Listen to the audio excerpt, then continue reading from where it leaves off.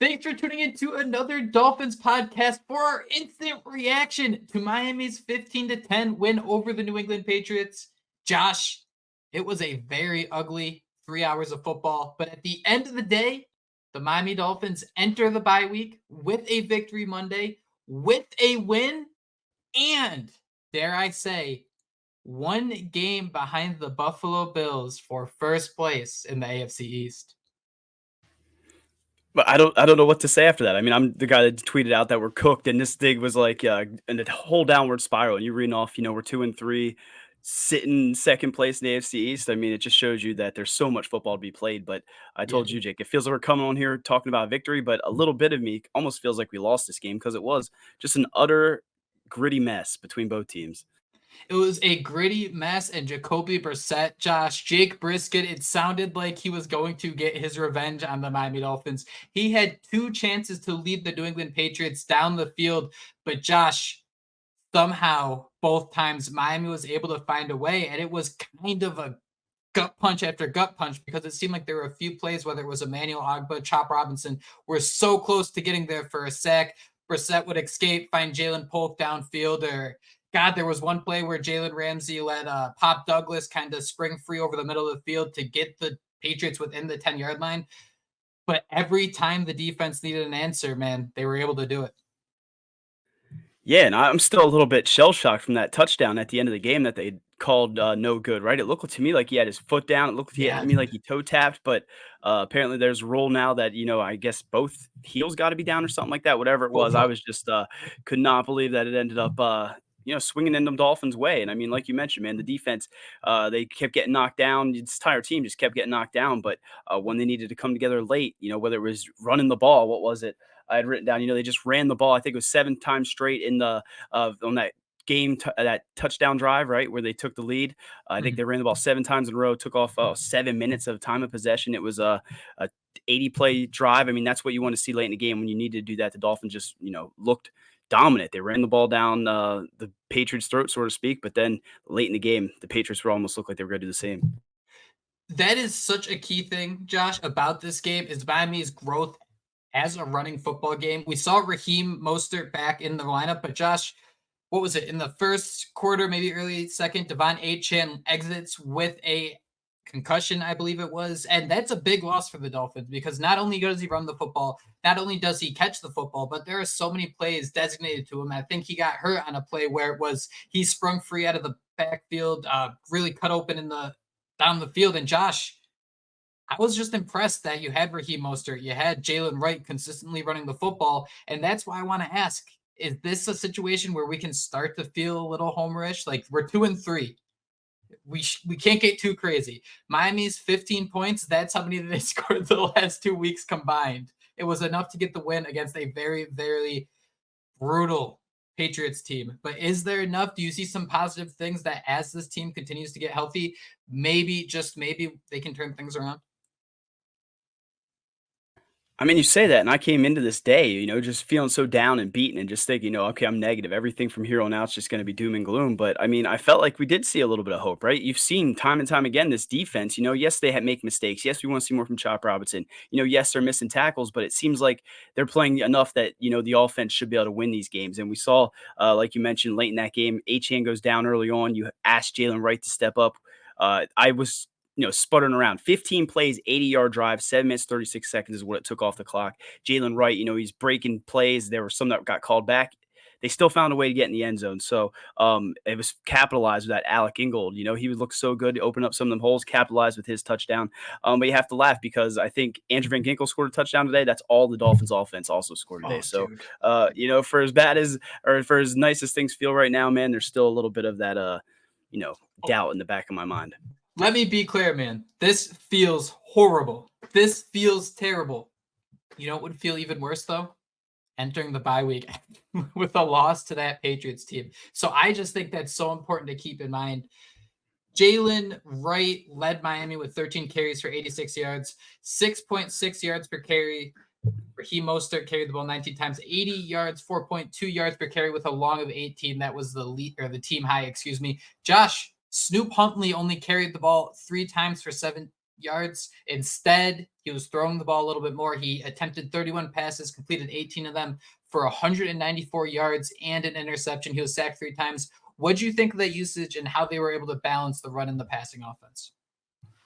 Yeah, I mean, again, I like that they stuck to the offense. I liked what we saw them how they moved the ball. But for me, I mean, I guess if I'm sitting here nitpicking, I'd like to see more those design runs to Snoop Huntley. Right, we saw him getting a little bit of the action last week. I think he had 8 carries for 40 yards. You said he only carried the ball 3 times, so I love to see what he did in the passing game. Right, they were getting a lot of nice looks over the middle of the field. He was taking advantage of that. But a little bit of me wonders if that offense could have taken a, maybe we're sitting here talking about 22 points if they let Snoop Huntley use those legs. So that's just something that maybe they go to the drawing board over these next few weeks, and maybe they come out, after the bye. We see a lot more of this, RG3 style offense that Mike McDaniel promised. But again, whatever it was, man, they did enough to squeak this thing out against an AFC East opponent that is just as bad, if not worse, than we are. That's what I think is so interesting about this matchup, Josh. Last week, Tyler Huntley got involved on the ground. He had a rushing touchdown. It was the first rushing touchdown in what, close to 40 drives for the Dolphins, something absolutely insane for that. And even on the broadcast in this game, they were talking about that. Hey, why isn't Tyler Huntley more involved as a runner? I think the Miami Dolphins took that away and instead game plan situations where you could get someone like Jonnu Smith involved. Josh, I thought it was super impressive. He had 5 receptions for 62 yards, targeted 8 times. Jalen Waddle targeted 8 times, and Tyreek Hill targeted 9 times. And Josh, I think Tyreek Hill entered this game catching 18 of 30 balls on the season for just over 200 yards. I don't think this was a scenario where it was just, YOLO balls. Let's go find Tyreek down there. I thought Miami actually did a really good job where if Snoop was going to start rolling out, instead of him just kind of, falling forwards for 2-3 yards, oh, here's Jonnu Smith crossing my face. Here's where I can find Jalen Waddle. And I thought that was pretty impressive to see. And that's kind of where I start to feel a little homerish. I start to get that little encouragement where, hey, Huntley's only been here for 3 weeks. Like, it's not going to look pretty, but like, we can go back and watch this game. I don't know whoever would. I mean, we probably will at some point, but you can see how they could have plastered together 24 points here. And the offense deserves a little bit of credit for that. And then we can talk about why everybody else deserves a little bit of mud thrown at them.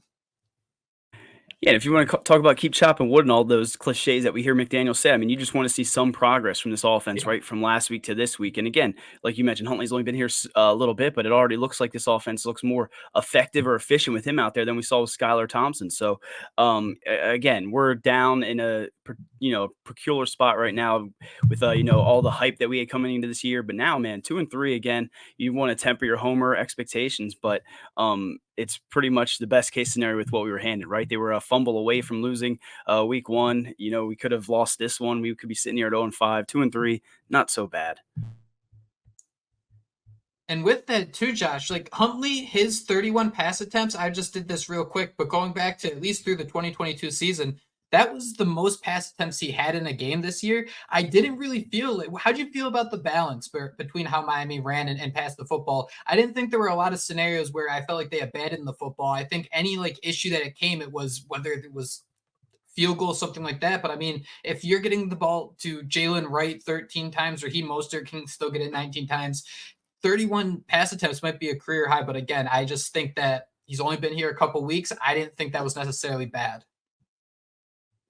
Yeah, I mean, for as negative as we've been over these last few weeks, particularly like with Mike McDaniel's play calling, I thought he came out and called a much better game, right? Mixing the run and Mhm. pass well. Again, like you mentioned, Huntley looked comfortable at times. And it's just, you got to remember that he's only been here for so little time. He's beyond an offensive line where you see him at times, just counting down in his head, shit, I'm about to take a hit from the dude Liam's covering or whatever. So, yeah, we're getting by, and that's all we needed to do to get to this bye week. Now regroup. Whether Mike McDaniel, I mean, at this point, do you think he gives up play calling duties? I mean, it's been something that's been speculated for a while. I think he probably feels pretty good about this one, and that is his baby. But we'll see if there's any changes made. Danny Crossman, that secondary or special teams unit. I mean, would they give up a block punt?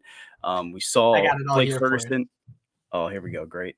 So the Dolphins got their first lead of the season on the first drive, went down, got a field goal. They held that lead for nearly a quarter. Ramondre Stevenson broke down the sideline.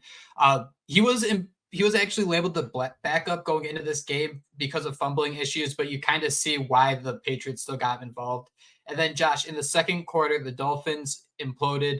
Jason Sanders doinked a 40-yard field goal. There was a blocked punt. Aaron Brewer derailed the drive with his weekly tradition of launching a ball over a quarterback's head. And then Blake Ferguson decided to skip a rock instead of snapping a football. Josh, it was a complete disaster in the second quarter for the Dolphins. But the most impressive part for how bad special teams was, which is kind of leaves you speechless when you think about it, the Patriots didn't score a single point. And that's crazy. I was like, thinking in my head, are they going to, make an example out of Danny Crossman? But I don't know. They found a way to win this game, and maybe Mike McDaniel won't drop the axe. But I don't know, man. Again, for something that feels like a loss, being able to talk it through with you, I feel a little bit more like we're gonna have a victory Monday when our fan base is listening to this, and who's to say they can't turn this thing around, right? When Tua comes back, everybody's going to be so hopeful.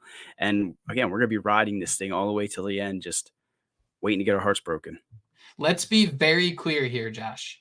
6 penalties for 54 yards, not good enough. 2 turnovers to New England's 0 turnovers, absolutely not good enough. But I mean, the Patriots' 12 penalties for 105 yards really helped.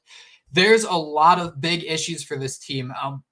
What else do you think needs to happen for the special teams unit for Mike McDaniel to step in and say, all right, something needs to change? I kind of think remember when Rashad Jones, the Miami Dolphins defense, was just so bad under Adam Gase, and Rashad Jones just threw a fit on the sideline because something had to change? What is the breaking point? Because we saw Julian Hill get more penalties. We see the Blake Ferguson issue. We see Jake Bailey issues. We see just issues all across the board. I mean, whether it starts with Danny Crossman or whether you want to blame player execution, something needs to change or some adjustments need to be made there, because I think it's really, really dumb to kind of go through this bye week just kind of with the blind faith of, hey, we'll execute and be fine type of thing.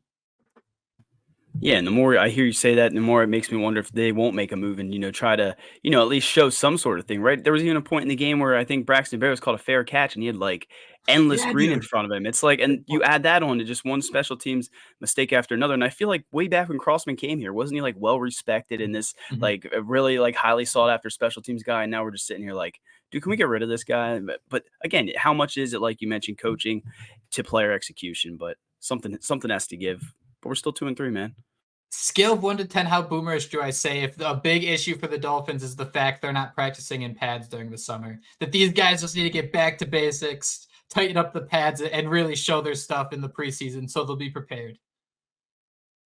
I mean, you sound much more boomerish than you are. You're 25 years old, so you definitely sound like a 60-year-old man saying that. But I think it does have something to do with that, right? At some point, they just seem like they're, don't want to say pampered, but it's just seems like they're not being held accountable. I got some wise guys behind me. I love that. Held accountable, Josh, is the perfect way to say it. But man, at the end of the day, we're entering the bye week with a victory Monday. The Buffalo Bills have lost 2 straight games, so they sit at 3-2. The Dolphins are at 2-3. It's been 5 ugly, ugly weeks, 5 tough weeks for this Miami Dolphins team. But Josh, after the bye week, there's one more game till Tua Tagovailoa can come back. The Colts actually just lost a barn burner 37-34 to the Jaguars after wins against the Bears and Steelers. So man, anything's possible. 500, we're in the hunt. That's your thing, in the hunt. I mean, we don't want to be out this early, right? We don't want to be sitting here and hoping that I don't want to say hoping that you lose games, but understanding that a loss might benefit the Dolphins better in the long run. We're not there yet. We'll wait till December when this thing ultimately ends up imploding. But dude, 2-3 are right back on the horse. And like you said, why not us? Why can't they go to the bye week, re-energize, get focused again, and hopefully we see a whole new Dolphins team than what we saw those first 5 weeks, because they let us down a lot despite coming out on this one on top. That is it. That is all the time we have for an instant reaction to Miami's 15-10 gutsy win over Jacoby Brissett and that dangerous, that vaunted New England Patriots offense. Thank you all so much for tuning in. Thank you all so much for joining us. Go have a great Victory Monday. I think we're going to be joined with Dustin Godin on Tuesday to be released on Wednesday. So stay tuned. Be subscribed for that. But like I said, go have a Victory Monday. And most importantly, Fins up.